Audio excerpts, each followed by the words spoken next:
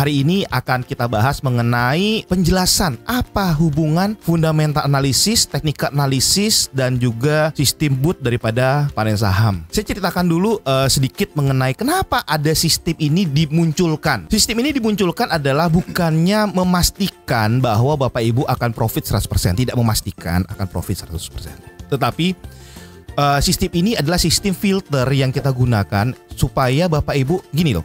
Kalau Bapak Ibu sekarang mau memilih sahamnya dengan kondisi A, misalnya A sesuai dengan Bapak Ibu, A atau B atau C. Jadi Bapak Ibu akan mudah gitu ya, dengan filter ini Bapak Ibu akan mendapatkan sesuai dengan keinginan Bapak Ibu. Itu aja intinya sebenarnya. Itulah sistem boot yang digunakan.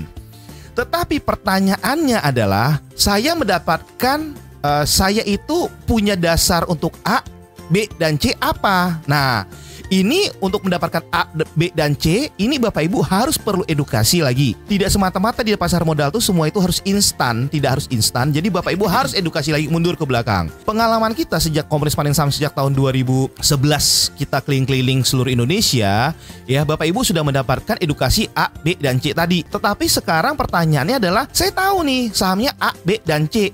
Tetapi bagaimana cara screeningnya? Maka itu boot itu dibuat. Karena sampai saat ini sistem filter itu belum ada yang perfect untuk membuat seperti itu gitu ya, untuk membuat seperti tailor-made seperti itu. Hari ini kita akan membahas itu, kemudian korelasinya dengan Bapak Ibu apabila ada berinvestasi saham di MOS, Mandiri Sekuritas Online Trading, dan juga Bapak Ibu yang pernah ada langganan RTI, dan kita korelasikan semua, kita jahit semua jadi satu.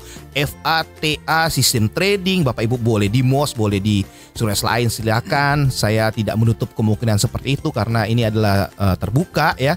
Kemudian berikutnya adalah bagaimana dengan screening sistem boot. Saya balik pada awal dulu, adalah pasar modal adalah investasi. Saham itu adalah investasi. Investasi itu apa? Investasi itu adalah segala sesuatunya yang Bapak Ibu tanamkan sekarang, ke depannya tentu menghasilkan suatu return. Return itu atau keuntungan. Oke, keuntungan misalnya kita investasi beli rumah, sekarang kita beli rumah atau beli tanah, nanti 10 tahun lagi kita mau jual ya, tanah itu harganya naik. Nah, itulah bahasanya lebih gampangnya. Investasi itu memang ada dua hal. Ada yang pertama itu adalah real investment dan kedua adalah financial investment. Di dalam real investment contohnya itu sesuatu yang berwujud. Misalnya emas, tanah, rumah atau properti lah kita sebut ya. Tapi kalau financial investment itu lebih arah yang mungkin tidak berwujud gitu loh. Maksudnya kok kita tidak bisa memegangnya gitu. Contohnya yang berwujud yang paling gampang itu lah di financial investment, deposito. Bisa dipegang tuh, biliatnya tuh bisa dipegang gitu ya. Di biliat deposito itu bisa dipegang. Tetapi kalau saham dulu saham itu warkatnya bisa dipegang. Sekarang udah mulai scriptless, artinya sudah mulai on paper ya, nggak ada kertas-kertasnya lagi. Nah kemudian ada lagi yang satu lagi tuh reksadana ataupun obligasi atau segala macam. Nah ya, model seperti itu adalah financial investment. Nah kita fokus di financial investment. Setiap investasi Bapak Ibu harus tahu pasti ada resikonya. Resikonya itu bisa uangnya hilang semua, bisa. Oke, bisa uangnya berkurang gitu. Nah, tergantung Bapak Ibu menempatkan investasi itu di mana. Nah, itulah adalah resiko daripada investasi, maupun financial investment maupun real investment. Sebelum kita melangkah lebih lanjut untuk investasi, Bapak Ibu harus paham mengenai risk profile Bapak Ibu. Nah, risk profile itu seperti apa? Aduh, Pak Antoni, Pak Fad, Pak Hendrik, saya itu penakut. Penakut? Maksudnya gimana penakut? Iya, saya itu pokoknya kalau mau investasi saya nggak mau rugi sepeser pun. Berarti kan investasinya kan harus dalam bentuk yang low risk. Low risk artinya risiko yang lebih rendah. Contohnya adalah deposito perbankan. Itu paling gampangnya. Atau bisa kita low risk, ada risiko sedikit gitu ya, adalah reksadana terproteksi. Tapi kalau misalnya Bapak Ibu udah mulai investasi nih dengan sekarang Bapak Ibu bayangkan suku bunga perbankan sekarang sudah deposito udah BI rate 3,75 ya Pak Fat? Ya, lama-lama BI rate akan 3%, di bawah 3%. Nah, orang yang punya uang 100 juta berarti setahun cuma dapat bunga itu adalah 2-3%.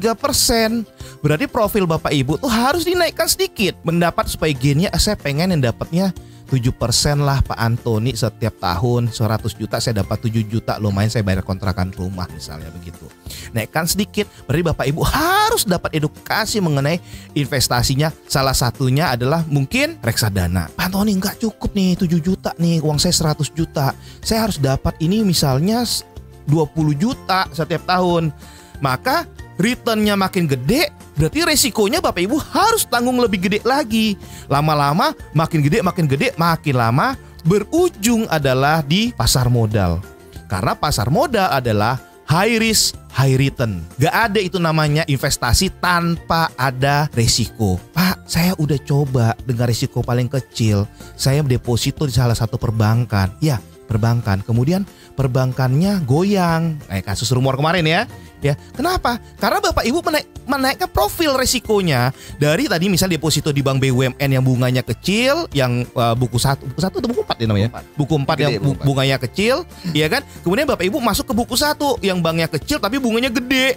Dapat voucher, dapat payung, dapat handphone, dapat hadiah apa-apa, voucher segala macam, dan itu kan tidak ditanggung oleh LPS, Lembaga Penjaminan Simpanan, ya kan? Balik lagi, Bapak Ibu harus paham profil Bapak Ibu seperti apa. Kalau ingin gainnya besar, returnnya besar, maka risikonya semakin besar. Nah, itulah kenapa dasar-dasar daripada investasi dan kenapa kita selama ini melakukan edukasi kepada Bapak Ibu.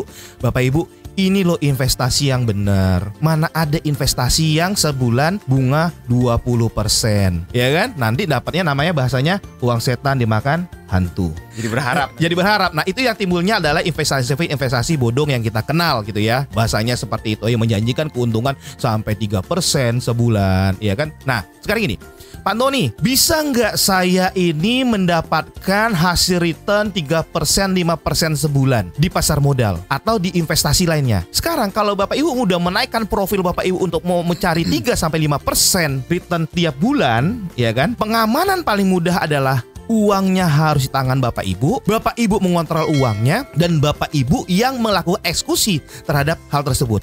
Tetapi kalau 3-5% ini diserahkan pada orang lain, itu berarti problem dan bahaya sekali. Harus Bapak Ibu pegang itu uang, Bapak Ibu kontrol, Bapak Ibu eksekusi, Bapak Ibu trial dengan uang Bapak Ibu sendiri, bisa nggak dapat 3-5%. Itulah butuhnya edukasi di pasar modal. Di dalam pasar modal sendiri, kita mengenal yang namanya begini. Semakin panjang horizon time waktu yang Bapak Ibu lakukan, semakin banyak horizon time. Bahasanya keren banget ya, horizon time. Kenapa horizon time? Karena jangka waktunya makin panjang, 5 tahun, 6 tahun, 7 tahun ya. Maka semakin kecil resiko yang Bapak Ibu terima. Jadi semakin panjang horizon time-nya, maka semakin kecil resikonya. Itu kunci di pasar modal.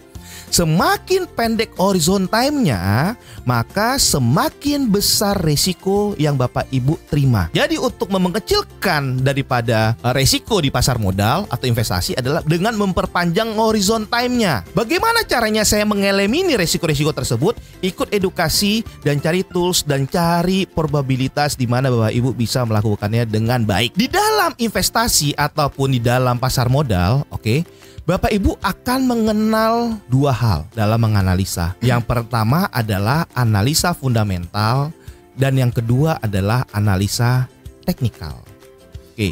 Apa itu analisa fundamental? Analisa fundamental adalah analisa yang menganalisa perusahaan secara laporan keuangan. Apakah perusahaan ini bagus atau tidak, murah atau mahal. Alat tools yang kita gunakan untuk analisa fundamental, sistem screening yang ada, itu ada 3 macam. Yang pertama adalah Bapak Ibu bisa pakai namanya RTI. Yang kedua, Bapak Ibu bisa pakai itu namanya Bloomberg. Yang ketiga, Bapak Ibu bisa memakai namanya Reuters. Itu yang terkenal di Indonesia. RTI sendiri itu berbayar Bapak Ibu 5 juta lah, saya asumsi 5 juta setiap tahunnya. Bentuknya seperti apa RTI? RTI itu adalah seperti ini bentuknya. Saya akan share bentuknya seperti Bapak Ibu bisa lihat ini scan. Ini adalah RTI. Jadi misalnya saya lihat ini saham, saya lihat Astra, Saya ngelihat ini ada top seller buyer. Oke, Pak, ini kan sama aja. Oke, kita lihat sebentar ya, stock watch nih, stock watch 1 coba. Nah, di sini langsung ada financial statementnya, langsung keluar rasio-rasionya semuanya dan semuanya. Ini adalah salah satu sistem disebut dengan RTI, berkenan 5 juta setahun. Mahal banget. Ini udah paling murah Bapak Ibu. Paling murah. Yang kedua adalah sistemnya adalah namanya Reuters dan yang ketiga Bloomberg. Wah, saya mau pakai Bloomberg Pak, kayak keren banget nih. Memang keren. Yang layarnya 2 itu. Yang layarnya 2 itu, ya Pak Fat ya. Harganya setahu saya 2 tahun yang lalu kalau nggak salah 50-60 juta. per bulan. 50-60 juta. Terminal namanya terminal, oke. Biasanya berapa? 50-60 juta. Pak, mahal banget. Ya iya, dengan Bapak Ibu memakai Bloomberg, ya kan? Itu berita-berita itu update, fundamental itu update. Oleh karena itu, orang akan membuat gini, aduh, pantesan ya ada bandar di pasar. Bukan masalah bandar. Bener, itu bukan karena masalah bandar. Bapak Ibu dapat beritanya 1 minggu lagi. Mereka udah dapat beritanya sekarang. Informasinya bayarnya 50 juta per bulan. Jadi sebenarnya makanya ada berita adalah buy on rumor, sell on news. Karena tadi mereka punya terminal.